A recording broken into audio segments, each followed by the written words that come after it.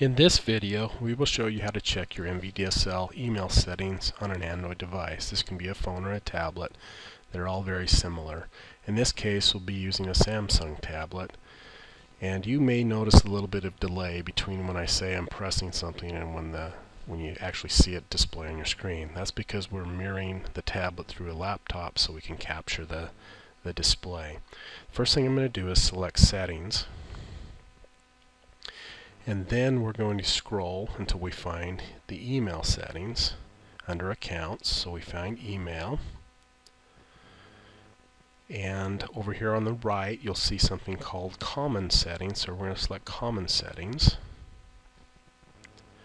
And then on the left, you'll see your different email accounts. The account we're going to be concerned with and that we'll be testing with is the John Smith at MVDSL account. So we're going to select John Smith. And then over here on the right, we're going to go down to the More Settings. And what we're interested in is the incoming settings and outgoing settings. They're on the very bottom. So first we're going to check the incoming settings.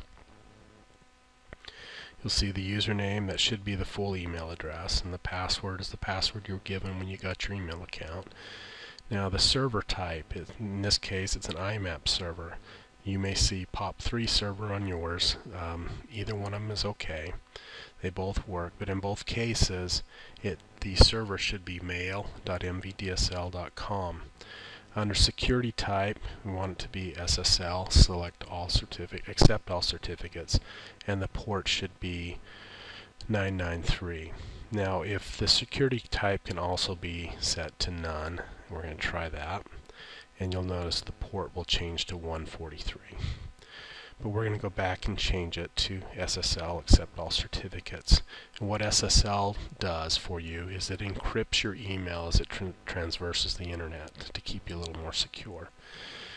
Now if the server type was POP3, you'll notice that the port number would be a little bit different. If it was POP3 with SSL, your port would be 995, and if it was POP3 with no security type, it would be 110. So either way is okay. If you don't want to do the encryption and you think it might work better, you don't have to do that. So now we're going to go back to the settings and we're going to check the outgoing settings. Once again, the SMTP server should be mail.mvdsl.com. In this case, we're going to want to select TLS, accept all certificates. You could also say security type could be none, and that would be perfectly acceptable. Once again, it just doesn't encrypt your email as you send out your messages. But we're going to say, TLS, accept all certificates, and the port should be 587. Port 25 will also work, but 587 is the recommended port. Now, one of the things we want to look at is the required sign-in. Recommend that you check that. This will allow you to send emails when you're outside of the MVDSL network. This is a way for us to verify that you're one of our customers before you actually send an email. That prevents somebody from using our mail server to send out a junk email.